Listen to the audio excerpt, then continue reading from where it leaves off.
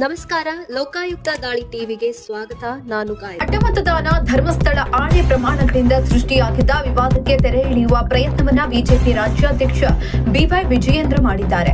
ಧರ್ಮಸ್ಥಳಕ್ಕೆ ಭೇಟಿ ನೀಡಿ ಮಂಜುನಾಥನ ದರ್ಶನ ಪಡೆದ ವಿಜಯೇಂದ್ರ, ಹಿಂದೂಗಳ ರಕ್ಷಣೆ, ರಾಜ್ಯದ ಅಭಿವೃದ್ಧಿಗಾಗಿ ಸರ್ಕಾರ ಬರಲು ಪ್ರಾರ್ಥನೆ ಮಾಡಿದ್ದೇನೆ ಅಂತ ತಿಳಿಸಿದ್ದಾರೆ. ಇದೇ ಸಂದರ್ಭದಲ್ಲಿ ಸಿಎಂ ಡಿಕೆ ಶಿವಕುಮಾರ್ ಜೊತೆ ಆತ್ಮೀಯತೆ ಇದೆ ಅನ್ನೋ ಆರೋಪಗಳಿಗೆ ಬಿವೈ ವಿಜಯೇಂದ್ರ ಸುದ್ದಿಗೋಷ್ಠಿ ನಡೆಸಿ ಸ್ಪಷ್ಟನೆ ಕೊಟ್ಟಿದ್ದಾರೆ. ಡಿಕೆ ಶಿವಕುಮಾರ್ ಜೊತೆ ನನಗೆ ಯಾವುದೇ ವ್ಯವಹಾರಿಕ ಅಥವಾ ಆತ್ಮೀಯತೆ ಇಲ್ಲ. ಮುಖ್ಯಮಂತ್ರಿ ಹಾಗೂ ಕೆಪಿಸಿಸಿ ಅಧ್ಯಕ್ಷರಾಗಿದ್ದಾಗ ಸಹಜ ಗೌರವ ಕೊಟ್ಟಿದ್ದೇನೆ. ಅಪಪ್ರಚಾರ ಮಾಡಿದವರಿಗೆ ಭಗವಂತ ಒಳ್ಳೇದ್ ಮಾಡ್ಲಿ ಅಂತ ಪ್ರಾರ್ಥನೆಯನ್ನ ಸಲ್ಲಿಸಿದ್ದೇನೆ ಅಂತ ವಿಜಯೇಂದ್ರ ಹೇಳಿದ್ದಾರೆ. ಅಡ್ಡಮತದಾನದ ಬೆನ್ನಲ್ಲೇ ವಿಜಯೇಂದ್ರ ಹಾಗೂ ಡಿಕೆ ಶಿವಕುಮಾರ್ ಆತ್ಮೀಯತೆ ಕುರಿತು ಹಲವು ಆರೋಪಗಳು ಕೇಳಿ ಬಂದಿತ್ತು.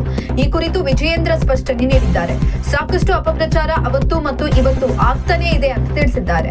ಇನ್ನು ಧರ್ಮಸ್ಥಳದ ಸನ್ನಿಧಿ ಗೆಸ್ಟ್ ಹೌಸ್ ನಲ್ಲಿ ಸುದ್ದಿಗೋಷ್ಠಿ ನಡೆಸಿದ ಬಿಜೆಪಿ ರಾಜ್ಯಾಧ್ಯಕ್ಷ ವಿಜಯೇಂದ್ರ, ಕಳೆದ 3-4 ದಿನಗಳ ಕಾಲ ದೆಹಲಿಯಲ್ಲಿ ರಾಷ್ಟ್ರೀಯ ನಾಯಕರ ಭೇಟಿ ಮಾಡಿದ್ದೇನೆ.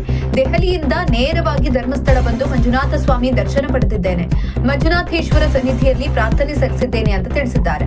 ಇನ್ನು ರಾಜ್ಯದಲ್ಲಿ ಭೀಕರ ಬರಗಾಲದ ಸನ್ನಿವೇಶ ಇದೆ, ಅದು ಸರಿಯಾಗಬೇಕು. ರೈತ ಬೆಳೆದ ಬೆಳೆಗೆ ಒಳ್ಳೆಯ ದಿನಗಳು ಬರಲಿ ಅಂತ ಪ್ರಾರ್ಥನೆ ಮಾಡಿದ್ದೇನೆ. ಅದರ ಜೊತೆಗೆ ಕರ್ನಾಟಕದಲ್ಲಿ ಮತ್ತೊಮ್ಮೆ ಜನಪರ ಒಳ್ಳೆಯ ಸರ್ಕಾರ ಬರಲಿ ಅಂತ ಪ್ರಾರ್ಥನೆಯನ್ನ ಸಲ್ಲಿಸಿದ್ದೇನೆ ಅಂತ ತಿಳಿಸಿದ್ದಾರೆ.